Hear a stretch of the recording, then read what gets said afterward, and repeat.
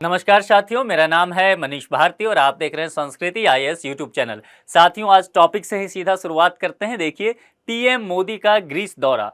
अब ग्रीस प्रधानमंत्री मोदी पहुंच चुके हैं, यानी कि अभी प्रधानमंत्री मोदी जो है दक्षिण अफ्रीका के जोहान्सबर्ग में गए थे। ब्रिक्स का सम्मेलन था, वहां से प्रधानमंत्री भारत ना लौट करके सीधा ग्रीस पहुंचते हैं। ग्रीस यानी कि इसका पुराना नाम जो है यूनान भी कहा जाता है। तो वहां पहुंचते हैं और वहां से बहुत सारी बातें शुरू हो जाती है। जैसे ही प्रधानमंत्री मोदी ग्रीस पहुंचते हैं, पाकिस्तान की नींद उड़ जाती है, तुर्की परेशान हो जाता है। तो अब यहाँ ये देखने की बात है कि प्रधानमंत्री जा रहे हैं ग्रीस, तो जो भी बातचीत होगा, जो भी द्विपक्षीय संबंध होंगे, समझौता होगा, वो भारत और ग्रीस के बीच होगा। फिर पाकिस्तान का हित यहाँ क्यों आकर के जुड़ जाता है? पाकिस्तान क्यों परेशान हो जाता है भारत और ग्रीस के मधुर संबंध से, और क्यों परेशानी होती है तुर्की की? तो इन्हीं सब मुद्दों पर हम डिटेल से चर्चा करेंगे। उससे पहले आपके लिए एक सूचना है संस्कृति आईएएस का। संस्कृति आईएएस बीपीएससी फाउंडेशन बैच की शुरुआत कर रही है, जो कि ऑनलाइन मोड में होगा और इसकी तारीख रखी गई है 4 सितंबर से। समय रखा गया है बैच शुरुआत होने की शाम के 7 बजे से। यहाँ यदि फी की बात करें तो 50,000 फी था, लेकिन 50% डिस्काउंट अभी है, तो यह भी आपको मात्र 25,000 में मिल जाएगा। यह जो 25,000 का अमाउंट भी है, बहुत सारे छात्र जो है एक मुश्त भुगतान नहीं कर पाएंगे। उनकी मदद के लिए संस्था ने ईएमआई की सुविधा दी है, यानी कि 10,000, 10,000 और 10,000 3 इंस्टॉलमेंट में आप ये पेमेंट कर सकते हैं। यानी कि यदि आप ईएमआई पर पेमेंट करते हैं तो 30,000 का पड़ जाएगा, एक मुश्त करने पे 25,000 की आपकी ये राशि पड़ेगी। यह कोर्स में शामिल क्या क्या रखा गया है उसे समझ लीजिए। 500 से अधिक घंटों की कक्षाएं होगी। कोर्स की वैधता क्या होगी? तो जिस दिन से भी कोर्स की शुरुआत होगी उसके 1 साल तक आप इसे असीमित बार देख सकते हैं। इसके अलावा प्रतिदिन 2 कक्षा होगी और फिर नियमित क्लास टेस्ट भी लिया जाएगा। इसके अलावा जिस भी विषय की पढ़ाई हो जाएगी, जिस भी खंड की, उसका प्रिंटेड क्लास नोट्स दिया जाएगा, ताकि आप उसे अच्छे से तैयार कर सके, नोट्स वगैरह तैयार कर सके, आप रिवीजन कर सके। इस संबंध में कोई विशेष जानकारी आपको चाहिए तो संस्कृति आईएएस के वेबसाइट पे विजिट कर सकते हैं। वहां कॉन्टैक्ट नंबर मिलेगा, कॉल करके आप विस्तृत जानकारी ले सकते हैं, नामांकन करा सकते हैं। चलिए आगे बढ़ते हैं, टॉपिक पे आते हैं। चर्चा में क्यों? मुद्दा देखिए, PM Modi arrives in Greece on first prime ministerial visit in 40 years.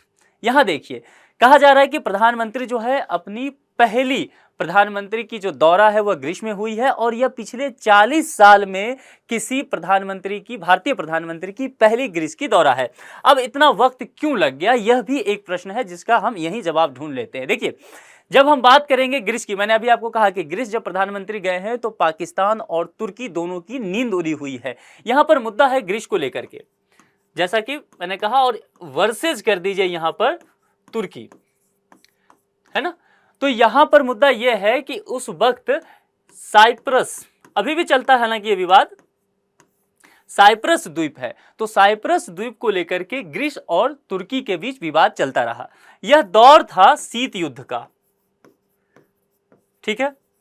अब शीत युद्ध के इस दौर में भारत ग्रीस के साथ भी मधुर संबंध बनाना चाहता था और तुर्की के साथ अपने संबंध को खराब नहीं करना चाहता था। तो भारत इसीलिए ना तो ग्रीस का पक्ष ले रहा था, ना तो तुर्की का पक्ष ले रहा था। इसी वजह से भारत तटस्थ रह रहा था, और इस वजह से हुआ क्या कि भारत के कोई भी प्रधानमंत्री पिछले 40 साल में ग्रीस का दौरा करने से बचते रहे। लेकिन आप जानते हैं, प्रधानमंत्री नरेंद्र मोदी अपने प्रोएक्टिव फॉरेन पॉलिसी के लिए जाने जाते हैं। प्रोएक्टिव फॉरेन पॉलिसी आपके लिए होमवर्क रहा, आप तैयार कर लीजिए कि इसका मतलब क्या होता है।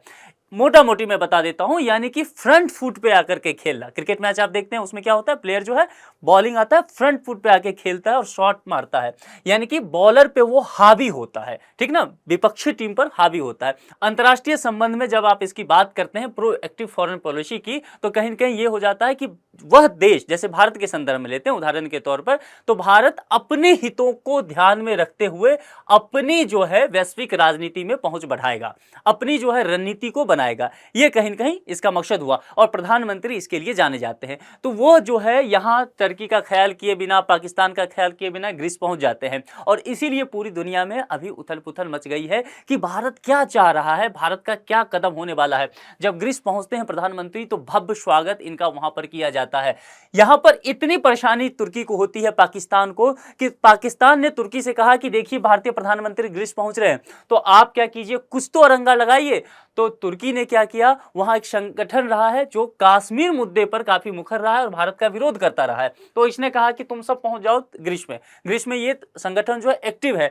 तो यहां पर प्रधानमंत्री का विरोध करने के लिए वो संगठन भी एक्टिव हो गया, जो कि कश्मीर मुद्दे पर भारत का विरोध करता रहा। लेकिन ग्रीस की सरकार ने, यहाँ की पुलिस प्रशासन ने पूरी तरह से उन पर बैन ही कर दिया तो तुरंत में। अब देखिए कितना महत्वपूर्ण भारत ग्रीस के लिए फिलहाल है और ग्रीस भारत के लिए कितना महत्वपूर्ण है, यह भी आप समझ सकते हैं। चलिए आगे बढ़ते हैं। जब यहाँ प्रधानमंत्री जाते हैं तो प्रधानमंत्री का, जैसा मैंने कहा कि भव्य स्वागत हुआ और प्रधानमंत्री को उस देश का नागरिक सम्मान भी दिया गया। वहां के राष्ट्रपति महोदया के द्वारा, ग्रीस की जो राष्ट्रपति महोदया है उनके द्वारा grand cross of the order of honour, ये सम्मान है, इसको आप नोट कर लीजिए, कई बार आ सकता है, फैक्ट वगैरह आ जाता है। फिर वहां पर गार्ड ऑफ ऑनर भी प्रधानमंत्री मोदी को दिया गया। अब इसको लेकर के हम चर्चा, जैसा कि मैंने पहले भी कहा कि पिछले 40 साल में किसी भारतीय प्रधानमंत्री का यह पहला ग्रीस दौरा है। और इससे पहले जो इंदिरा गांधी हैं 1983 में ग्रीस की दौरा पर गई थी। ग्रीस का लोकेशन यहाँ देखिए, ग्रीस का लोकेशन अगर आप देखेंगे तो एथेंस इसकी यहाँ पर कैपिटल है, राजधानी है। तुर्की यहाँ आपको नजर आ रहा होगा। दोनों के बीच यहाँ पर देखिए कई सारे द्वीप हैं, ये देखिए बहुत छोटे छोटे द्वीप आपको इधर नजर आएंगे। तो ये कई सारे द्वीप पर जो है तुर्की और ग्रीस का लगातार विवाद चलता रहा है, ठीक है। इसी वजह से आप कह सकते हैं कि ग्रीस और तुर्की क्या हैं, जानी दुश्मन हैं, एक दूसरे को देखना नहीं चाहते हैं, ठीक है। तो इस पर हम डिटेल से बात करेंगे। कहते हैं ना कि दुश्मन का दुश्मन दोस्त हो जाता है, तो भारत कहीं न कहीं ग्रीस के साथ यही कर रहा है और तुर्की को भारत कहीं न कहीं पीछा करना चाह रहा है। इस पर हम डिटेल से बात करेंगे, फिलहाल मैं आपको थोड़ा यहाँ बताते चलता हूँ। तो ग्रीस जो है, यदि भारत यूरोप तक अपनी पहुंच बनाना चाहता है तो ग्रीस का लोकेशन देखिए वर्ल्ड मैप पे, ग्रीस जो है यूरोप का गेटवे है भारत के लिए। यानी कि भारत जो है ग्रीस के दरवाजे होते हुए यूरोप तक पहुंच सकता है, यूरोप तक अपने व्यापार को पहुंचा सकता है, वहां से अपनी रणनीतिक साझेदारी को मजबूत कर सकता है। इसलिए ग्रीस आज की राजनीति में भारत के लिए काफी महत्वपूर्ण हो गया है।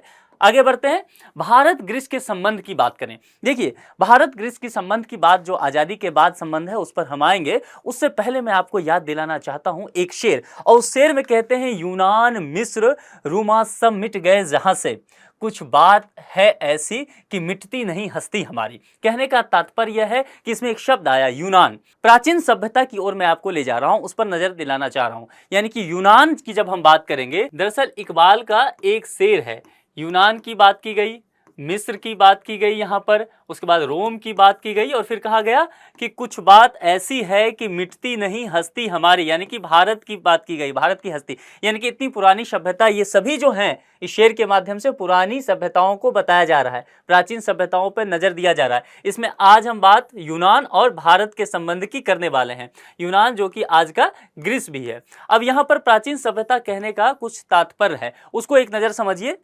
जैसे कि सभ्यता इनका प्राचीन तो है ही, यहाँ पर लोकतंत्र के विचार जो हैं वह भी प्राचीन रहे हैं, व्यापारिक दृष्टिकोण से देखें तो भी इनका सांस्कृतिक महत्व जो है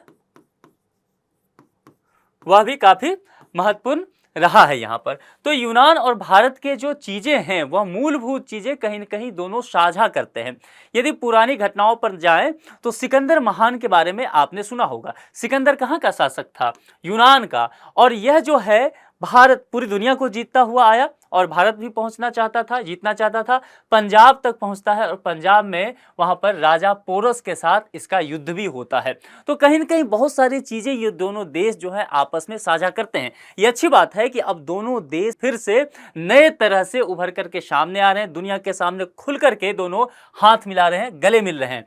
जब भारत आजाद हुआ उसके बाद 1950 में भारत और ग्रीस के बीच जो है राजनयिक रिश्ते की शुरुआत हो गई। यदि ये देखें तो ग्रीस ने भारत में 1950 में ही दिल्ली में अपना दूतावास खोल लिया था और भारत ने 1978 में ग्रीस में अपना दूतावास खोला था। तो दोनों देशों का यहाँ से रणनीतिक और राजनीतिक जो संबंध है उसकी शुरुआत भी देखी गई थी। ग्रीस कई अंतर्राष्ट्रीय मुद्दों पर भारत का खुलकर के समर्थन करता रहा है। जैसे कि अंतर्राष्ट्रीय मुद्दे क्या हो जाएंगे, तो संयुक्त राष्ट्र सुरक्षा परिषद में भारत जो है अस्थायी सदस्यता चाहता है। ठीक है, यहां पर स्थायी सदस्यता जोड़ लीजिए।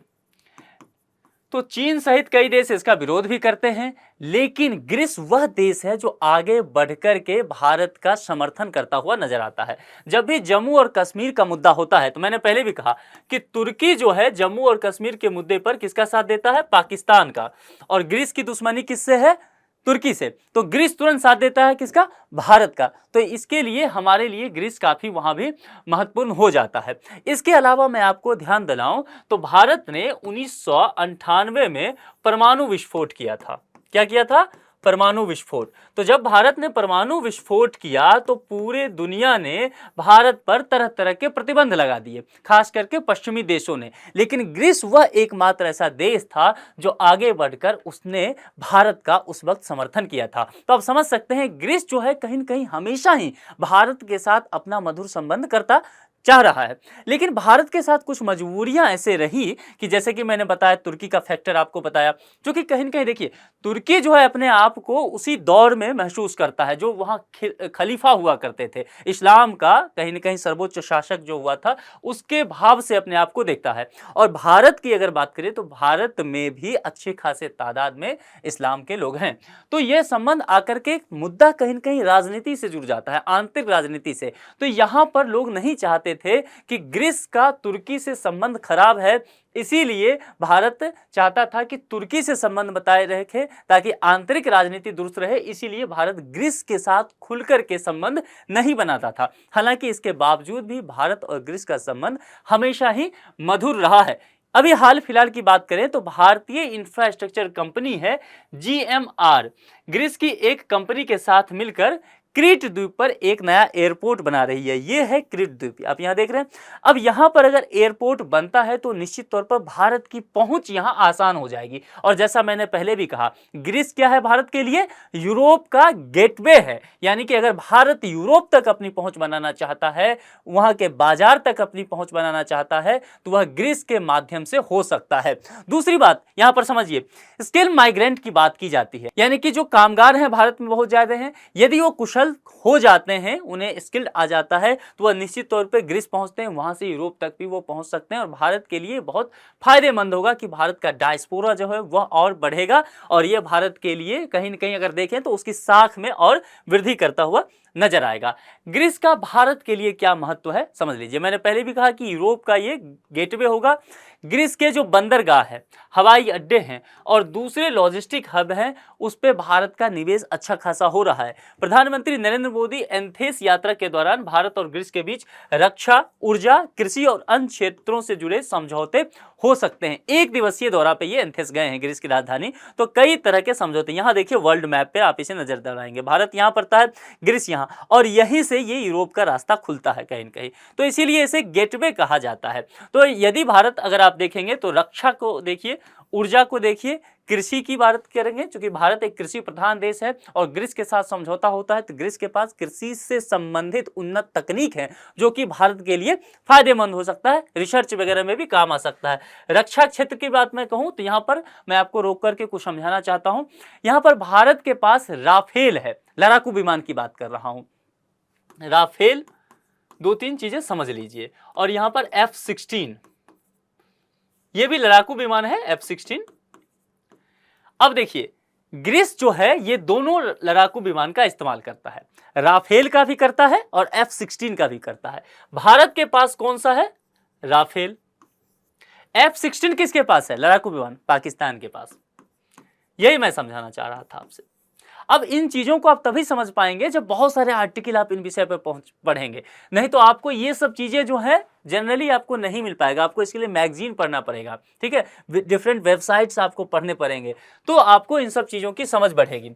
अब देखिए यहां पर इसका मुद्दा क्या है। भारत राफेल का इस्तेमाल कर रहा है और हमने ये राफेल कहां से लिया है? फ्रांस से। करंट अफेयर्स पढ़ते हुए पुरानी चीजों को याद करते चलता है। तो हमने राफेल फ्रांस से लिया, जिसका इस्तेमाल ग्रीस भी कर रहा है, पाकिस्तान F-16 का इस्तेमाल कर रहा है। यानी कि भविष्य में अगर मान लीजिए फ्रांस इस पे तकनीक वगैरह साझा ना करना चाहे, ग्रीस के साथ हमारा अच्छा संबंध रहे, या ग्रीस का वैसे भी फ्रांस से भी रहे, ग्रीस के साथ भी, तब भी हम ग्रीस से राफेल का जो तकनीक वगैरह है वो सब साझा कर सकते हैं, ठीक है। अब यहां दूसरी बात, भारत का सदाबहार दुश्मन कौन? पाकिस्तान। अब तुर्की का सदाबहार दुश्मन कौन? ग्रीस। तो भारत ग्रीस कौन? दोस्त। तो ये जो ग्रीस है वो F-16 का इस्तेमाल कर रहा है, पाकिस्तान के पास क्या है, F-16 है। भारत पूछेगा ग्रीस से ना कि भैया उसके पास F-16 है मेरे दुश्मन के पास, वो तुम्हारा भी तो दुश्मन है, तो क्या क्या तकनीक है उसमें, क्या क्या खामियां हैं, कहाँ वो डैमेज हो सकता है, हमें उसकी जानकारी दे दो, पूछेगा ना। तो क्या ग्रीस नहीं बता देगा? दोस्ती अच्छी रही तो दोस्ती यारी में बता देगा। तो भारत के लिए भविष्य में F-16 पर टारगेट करना क्या हो जाएगा, आसान हो जाएगा। ग्रीस हमारे लिए रक्षा क्षेत्र में इसके लिए भी बहुत महत्वपूर्ण होने वाला है। तो ये सारी चीजें आकर के जुड़ जाती है। और मैंने कहा था पाकिस्तान की नींद उड़ गई, क्यों नहीं उड़ जाएगी? हम यहां तक पहुंच बना रहे हैं तो पाकिस्तान की नींद उड़ जाएगी, तुर्की की नींद उड़ जाएगी, क्यों नहीं उड़ जाएगी? क्योंकि उसका जो सदाबहार दुश्मन है ग्रीस, वो अब हमारे पाले में है। ये हमेशा हमारा कश्मीर मुद्दे पे साथ देता रहा है, तुर्की हमेशा हमारा विरोध करता रहा है, ये हमारा अस्थायी सदस्यता सुरक्षा परिषद में देने की बात करता है, तुर्की का कहीं ना कहीं उसे पसंद नहीं करता है। तो निश्चित तौर पर तुर्की हो जाए, पाकिस्तान हो जाए, उसके माथे पर शिकन आना तय है। अब यहां पर दो तीन बातें देखिए, तुर्की, अजरबैजान और पाकिस्तान के लिए परेशानी। एक नया देश आकर के जुड़ता है, अजरबैजान। अजरबैजान की जब बात करेंगे तब हम आर्मेनिया की भी बात करेंगे, ठीक है। यहां पर आप देख लीजिए वर्ल्ड मैप को, और ये पूरा कहानी कहीं ना कहीं, चूंकि अब इसमें दिखना बड़ा मुश्किल हो रहा है, आप चाहें तो गूगल पे जूम करके इसे देखिएगा। ग्रीस का जो लोकेशन है ये एरिया पड़ता है, तो इस एरिया का पूरा ये खेल है। मैं आपको एक थोड़े से अलग तरीके से समझाता हूं ताकि आप इस चीज को समझ पाएं। आप क्रिकेट मैच देखते हैं, क्रिकेट मैच में अगर आप जैसे देखेंगे एशिया कप आने वाला है या वर्ल्ड कप आने वाला है, तो दो अलग अलग गुट बनता है। चलिए गुट बनाते हैं हम लोग भी, एक गुट बनाते हैं ए, मतलब एक बना लेते हैं एक दूसरा। इसमें हम दो तीन कंट्री को रख लेते हैं। सबसे पहले इसमें हम रखते हैं ग्रीस को, उसके बाद ग्रीस के बाद हम इसमें रखेंगे आर्मीनिया को, ठीक है, और भारत को भी इधर रख लेते हैं। यह तीन इधर हो गया। अब यहां पर हम आ जाते हैं, इसमें रखते हैं तुर्की को, तुर्की के बाद अजरबैजान को रखते हैं, और उसके बाद हम किसको रख लेंगे, पाकिस्तान को। अब देखिए दो गुट हो गया। ये लोग जो है कंट्री, इनका इससे चलता है, देखिए ग्रीस वर्सेस टर्की, कुछ साइप्रस द्वीप और अन्य द्वीपों का विवाद दोनों के बीच चलता है। आर्मेनिया का विवाद चलता है अजरबैजान से, अभी हम बात करेंगे, आपको डिटेल से बताएंगे, कुछ इलाकों को लेकर के इस पे है। भारत पाकिस्तान का भला कौन नहीं जानता है ना, हम तो क्रिकेट मैच तक दुश्मनी कर लेते हैं। अब यहां पर समझ लीजिए, और भारत का विवाद तुर्की से, चूंकि तुर्की पसंद नहीं करता है भारत को, भारत को बहुत ज्यादा फर्क नहीं पड़ता तुर्की से। अभी भूकंप आया था तुर्की में, है ना, भीषण भूकंप आया था, तुर्की के पास अच्छा अवसर था कि वो संबंध सुधार सकता था भारत के साथ, भारत ने बढ़ चढ़ कर यहां पर मदद किया था, ठीक है। लेकिन बावजूद तुर्की तुरंत पलटा और यूएन में जाकर के कश्मीर का राग फिर से अलापा। फिर लगा भारत को कि नहीं, बात यहां नहीं बनेगी, ऐसे हमें इसे काउंटर करना पड़ेगा। प्यार मोहब्बत से बहुत काम कर लिया, और फिर भारत इसीलिए ग्रीस का रास्ता चुनता है कि चलो हम भी देखते हैं तुम्हें कि तुम अगर यहां पर हमारे जो दुश्मन है पाकिस्तान, उसको बढ़ावा देते हो, उसकी बात रखते हो, तो तुम्हारे जो दुश्मन है ग्रीस, हम भी उससे याराना कर लेंगे। यही मामला फंस रहा है, ठीक है। तो यहां पर इन चीजों को, मुद्दों को अगर आप समझ लेंगे तो आप इसे समझ पाएंगे। देखिए यहां पर आर्मीनिया का मैंने चर्चा किया, आर्मीनिया का जो पुराना सहयोगी रहा है ना, सदाबहार मित्र, वह रूस रहा है, और रूस हमारा भी मित्र रहा है, ठीक है। तो कहीं ना कहीं रूस के साथ भी इन सब चीजों से हमारा कनेक्शन जुड़ता नजर आएगा। तो यह पूरा आप चार्ट ध्यान रखिएगा, नहीं तो बहुत कंफ्यूजन होने वाला है। तीन देश इधर हैं, तीन देश इधर पड़ता है, तो आप अगर इन चीजों को ध्यान से समझ लेंगे तो आप मामले को समझ जाएंगे कि भारत क्यों ग्रीस के पास जा रहा है। क्योंकि ग्रीस की चुनौती यहाँ तुर्की से है, और तुर्की पाकिस्तान से को देखता है, तो भारत का यहाँ से भी हित जुड़ता है। आर्मेनिया और अजरबैजान की अगर बात करें तो कुछ इलाके पर लेकर के इन दोनों के बीच भी संघर्ष चलता रहा है। भारत जो है आर्मेनिया को के साथ हथियार वगैरह का व्यापार करता रहा है, ठीक है। इसको लेकर के अब यहाँ पर मामला फंसता आ रहा है, क्योंकि अजरबैजान जो है वह भी तुर्की के साथ कहीं न कहीं रहता है। तो तीन इधर हो गए, तीन इधर होंगे, अब मैच खेला जाएगा, और मैच किसका होगा, वर्ल्ड पॉलिटिक्स का मैच होगा। देखिए आगे क्या होता है। ग्रीस और आर्मेनिया के लिए भारत की रणनीति तुर्की, अजरबैजान और पाकिस्तान की तिगरी के लिए परेशानी बनती है, जिसकी चर्चा हमने कर लिया। भारत जो है आर्मीनिया को हथियार बेच रहा है, जिसकी चर्चा हमने कर ली है। ग्रीस के साथ बेहतर संबंध बना रहा है। तुर्की अजरबैजान के लिए यह नई चुनौती होने वाली है। हमने डिटेल से आपको इन सब चीजों को बता ही दिया है। अब देखते हैं ग्रीस और तुर्की के बीच जो तनाव है, लगातार मैं कहना चाह रहा हूं कि भारत इसीलिए पहुंचा है ग्रीस के पास क्योंकि तुर्की भारत को परेशान करता है, तो भारत कह रहा है कि ग्रीस के माध्यम से हम तुम्हें परेशान करा देंगे। ठीक है, तो इनके बीच विवाद क्या है? देखिए, मैंने पहले भी कहा कि साइप्रस द्वीप को लेकर के विवाद है, उसके बंटवारे को लेकर के विवाद कहीं न कहीं यहां पहुंचता है। देखिए, ये साइप्रस द्वीप आप समझ रहे हैं। अब यहां पर दो तीन चीजें देखिए, ये जो एरिया पड़ता है इस कलर का, ये एरिया जो है वह तुर्की के दावे का है और यह एरिया जो है वह ग्रीस के दावे का है। और ये जो आपको ग्रीन दिख रहा है, ये यूनाइटेड नेशन का एडमिनिस्ट्रेटेड बफर जोन बना दिया गया है। तो इसको लेकर के दोनों के बीच जो है विवाद चलता आ रहा है। कुछ क्षेत्र पर जो है तुर्की अपना दावा करता है, कुछ क्षेत्र पर ग्रीस अपना दावा करता है। सिर्फ यहाँ पर समझना है कि साइप्रस द्वीप को लेकर के ही नहीं, बल्कि साइप्रस द्वीप के अलावा कई ऐसे छोटे मोटे द्वीप हैं जिसको लेकर के ग्रीस और तुर्की के बीच लगातार विवाद चलता नजर आता है। जब द्वीप की बात करेंगे, उसके अलावा यहाँ पर समुद्री सीमाओं की परिभाषा को लेकर के विवाद होता है, क्योंकि दोनों ही देश की जो सीमा है, लंबे सीमा रेखा ये जो साझा करते हैं समुद्र से, तो समुद्री सीमाओं की परिभाषा को लेकर के भी दोनों के बीच लगातार जो है इस पर परेशानी होती रहती है। अब यहाँ पर देखेंगे, समुद्री सीमा पर जब समस्याएं होना तो उसका एक बड़ा कारण होता है कि समुद्र का जो तटीय इलाका होता है वहां मिनरल्स काफी होते हैं। ठीक है, इसके अलावा ऊर्जा के संसाधन वहां हो सकते हैं, तो दोनों ही देश चाहेगा कि जितना अधिक से अधिक क्षेत्र उसके पास आ सके ताकि अधिक से अधिक खनिज संपदा पर उसका अधिकार हो सके। तो इसको लेकर के विवाद चलता है। वहां पर एक और द्वीप पड़ता है जिसका मैंने जिक्र भी किया था कि साइप्रस के अलावा भी कई द्वीप हैं, जिसमें एक प्रसिद्ध द्वीप है एजियन द्वीप। यदि अगर आप देखेंगे नॉर्थ एजियन को, ऐसे नॉर्थ एजियन साउथ एजियन है, तो एजियन द्वीप को लेकर के दोनों का विवाद है कि इस पर कंट्रोल किसका है। किसके किसके बीच विवाद है? तुर्की और ग्रीस के बीच। अब आर्मीनिया और अजरबैजान को जान लेते हैं। आपको मैंने कहा आर्मीनिया किसके टीम में मैंने रखा था? इंडिया वाले टीम में। और अजरबैजान किसके वाले टीम में रखा था? तुर्की वाले टीम में। ध्यान रखना, ये टीम ना बदलेगा। तो टीम को समझ लेंगे तो मुद्दा समझ में आ जाएगा, नहीं तो 6-7 देश हैं उस जोन के और सभी एक दूसरे से लफड़ा लगा हुआ है। ठीक है, अब देखिए, भारत का तुर्की से कोई ज्यादा अपना सीधा सीमा रेखा तो साझा करता नहीं है, लेकिन तुर्की भारत का विरोध इसीलिए करता है कि तुर्की पाकिस्तान का समर्थन करता है। देख लीजिए, क्योंकि यह भी इस्लामिक कंट्री, वह भी इस्लामिक कंट्री, कश्मीर मुद्दे पर तुर्की भारत के पीछे पड़ा हुआ है। तो इसीलिए भारत के लिए जरूरी हो जाता है कि तुर्की को काउंटर करना है। प्यार मोहब्बत बहुत दिखा लिया, चलो ग्रीस के रास्ते तुम्हें देख लेते हैं। यहां पर इसीलिए मुद्दा फंस जाता है जाकर के। आर्मीनिया का जैसे मैंने कहा कि रूस के साथ इसका संबंध बहुत अच्छा रहा है, रूस का संबंध भारत के साथ अच्छा रहा है, तो दोस्त का दोस्त क्या हो गया? दोस्त हो गया। यही बातें की गई है। आर्मीनिया का भारत बेहतर संबंध रहा है और अजरबैजान का है तुर्की के साथ बेहतर संबंध रहा है। तो चूंकि तुर्की के साथ भारत का संबंध बहुत बेहतर नहीं है, तो जाहिर सी बात है अजरबैजान के साथ भी भारत का संबंध बहुत बेहतर होता हुआ नजर नहीं आएगा, चूंकि पाकिस्तान के भी पाले में ये भाई साहब रहते हैं। अब यहाँ पर आर्मीनिया और अजरबैजान के बीच जो विवाद है वह एक क्षेत्र को लेकर के है, उसका नाम है नागोर्नो काराबाख क्षेत्र। यह अजरबैजान के फिलहाल कब्जे में आता है। यहाँ जो बहुसंख्यक आबादी है वह आर्मेनियाई है, इसीलिए आर्मेनिया का कहना है कि यह जो क्षेत्र है, यह क्षेत्र हमें दे दिया जाए। यहाँ देख रहे हैं अजरबैजान की स्थिति देखिए, यहाँ पर आर्मीनिया की स्थिति देखिए, और यह जो रेड वाला एरिया है इसको लेकर के विवाद लगातार चलता रहा है, जिस पर आर्मीनिया अपना दावा प्रस्तुत करता है। तो इस क्षेत्र को लेकर के दोनों के बीच विवाद लगातार चलता रहा है। अब पाकिस्तान पर इसका क्या प्रभाव पड़ेगा? आखिरी में हम चलते हैं अपने सदाबहार दुश्मन की तरफ कि इस पर क्या प्रभाव पड़ेगा। जैसा मैं पहले से कहता आया हूं कि तुर्की जो है इसका पाकिस्तान के साथ बेहतर संबंध रहा है। संबंध बेहतर होने का आधार जो है वही है इस्लामिक कंट्री दोनों है, और पाकिस्तान को जम्मू कश्मीर से परेशानी है और तुर्की भी चाहता है कि जम्मू कश्मीर जो है वह पाकिस्तान के पास ही रहे तो ज़्यादा अच्छा होगा, हालांकि ये संभव तो नहीं ही है।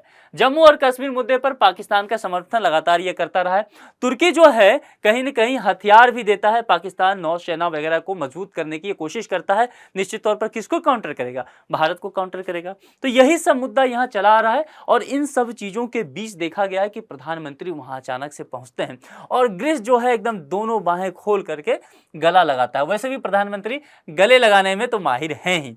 तो भारत जो है दिल खोल के पहुँचा है, पूरी दुनिया को धत्ता बताते हुए, नजर से नजर मिलाते हुए और वहां संबंध बनाने पहुंच गया है। तो अब जो है दोनों फ्रंट फुट पे हैं, खेलने के लिए तैयार हैं। तो ये देखना पड़ेगा कि वो जो भूमध्य सागर का इलाके का जो देश है ग्रीस, और इधर जो हिंद महासागर के इलाके का देश है भारत, इन दोनों के बीच आने वाले समय में इनके जो नए संबंध हैं या जो पुराने संबंध हैं नए अंदाज में अब पेश होंगे, वह पूरी दुनिया की राजनीति पर क्या असर बनाएगा, इसे देखते रहना आपके लिए भी जरूरी होगा। तो इस लेक्चर में इतना ही रखते हैं। इसी मुद्दे पर एक संभावित प्रश्न है, उसे देखते हैं। आप जानते हैं प्रश्न का जवाब मैं नहीं दिया करता हूं, जवाब आप ही देते हैं, और क्या खूब जवाब आप लोग दिया करते हैं, बेहतर रहता है। निम्नलिखित में से कौन सा देश ग्रीस के साथ अपनी सीमा साझा नहीं करता है? मैप आधारित प्रश्न जो है यूपीएससी का फेवरेट जोन होता है। और जब मैं भूमध्य सागर की बात कर रहा हूं तो भूमध्य सागर का प्रीवियस ईयर का क्वेश्चन पेपर उलट के देखिए, उस एरिया से लगातार यूपीएससी प्रश्न पूछते रही है,